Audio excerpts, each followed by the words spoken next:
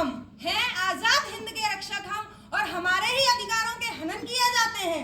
परम आदरणीय मुख्य अतिथि महोदय, आदरणीय निर्णायक मंडल समिति एवं समस्त श्रोतागणों को मेरा नमन। मैं सिपाही अंजलि सारस्वत केंद्रीय रिजर्व पुलिस बल का प्रतिनिधित्व करते हुए आज के विषय आतंकवाद एवं विद्रोह के खिलाफ युद्ध में मानव अधिकार का पालन एक अनिवार्य तत्व है के विपक्ष में अपने विचार प्रस्तुत करूंगी।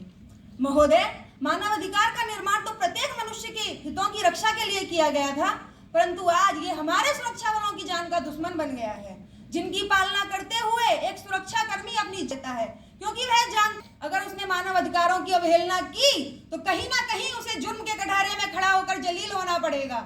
महोदय, आज के दौर में आक्रामक रवैया अपनाने वाले आतंकवाद, नक्सलवाद और उग्रवाद से लोहा लेना किसी युद्ध से कम नहीं, और किसी भी युद्ध को जीतने के लिए पहल करने की आवश्यकता होती है। परंतु युद्ध जैसे निर्णायक क्षणों में एक जवान को अपनी जान की चिंता सर्वोपरि न होकर यह चिंता सताती है कि यदि उसकी सरकारी लाठी टूटी तो उसे मानवाधिकार के कटघरे में खड़ा कर दिया जाएगा।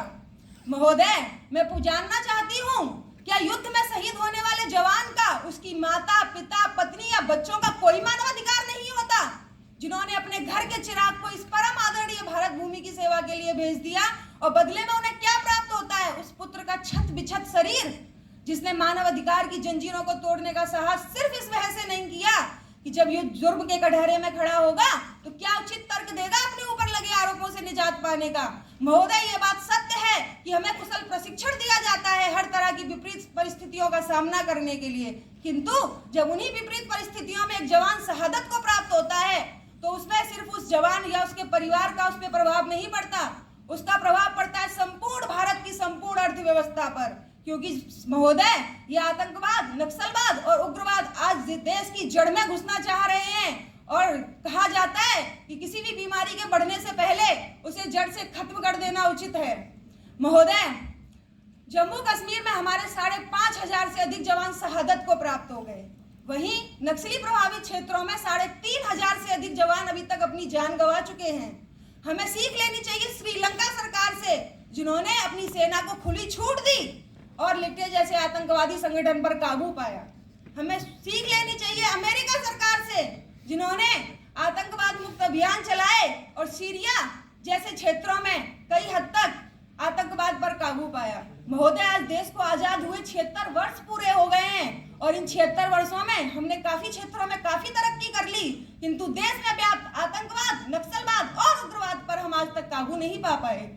महोदय, मैं आपका ध्यान केंद्रित करना चाहूंगी 26/11 के उस मुंबई हमले में, जिसमें 166 निर्दोष लोगों की जान चली गई, और जब उस हमले के आतंकी अफजल कसाब को जिंदा पकड़ लिया जाता है तो एएमयू में उसके समर्थन में नारे लगाए जाते हैं। श्रीमान, कौन है ये लोग जो भारत में रह के भारत विरोधी बातें करते हैं, जो देश में रह के अंदर ही अंदर देश में घुन की तरह खाए जा रहे हैं। महोदय, काफी लोग कहते हैं कि ये जो नक्सली हैं ये बेचारे हैं, ये समाज की मुख्य धारा में नहीं आ पाते, इन्हें पूरी शिक्षा नहीं मिल पाती, सुख साधन नहीं मिल पाते। महोदय, मैं बता दूं कि नक्सली गिरोह के सदस्य के रूप में एक से एक शिक्षित व्यक्तियों की पहचान हो चुकी है। डॉक्टर, अध्यापक और इंजीनियर नक्सली गिरोह के सदस्य के रूप में पहचाने जा चुके हैं। अब वे तो अशिक्षित नहीं हैं, कहीं ना कहीं ये शिकार है संकीर्ण मानसिकता के। इनकी सोच ही ऐसी हो गई है श्रीमान कि ये कभी देश हित की बातें सोचना ही नहीं चाहते हैं। महोदय, जब एक सुरक्षाकर्मी द्वारा अपने ट्रुप्स की जान की रक्षा के लिए एक पत्थरबाज को अपनी गाड़ी से बांधा जाता है तो लोग उस पत्थरबाज के मानवाधिकारों के हनन की बात करने लगते हैं। महोदय, अगर 10 व्यक्तियों की जान बचाने के लिए किसी एक विद्रोही के मानवाधिकार का हनन कुछ क्षण के लिए हो जाता है तो ये किस आधार पर गलत है? महोदय, हमारे महान राजनीतिक चाणक्य ने भी कहा है कि राष्ट्रीय सुरक्षा के लिए अगर आपको साम, दाम, दंड, भेद की नीति अपनानी पड़े तो अपनाओ, क्योंकि राष्ट्रीय धर्म से बड़ा कोई धर्म नहीं होता। महोदय, अंत में अपनी वाणी को विराम देते हुए मैं सिर्फ इतना कहना चाहूंगी कि जिस प्रकार से एक धावक के पैर बांधकर उससे दौड़ने की कल्पना नहीं की जा सकती, सीख उसी प्रकार सुरक्षा बलों को मानवाधिकारों के नियमों में बांधकर आतंकवाद, नक्सलवाद और उग्रवाद मुक्त भारत की कल्पना नहीं की जा सकती। जय हिंद, जय भारत।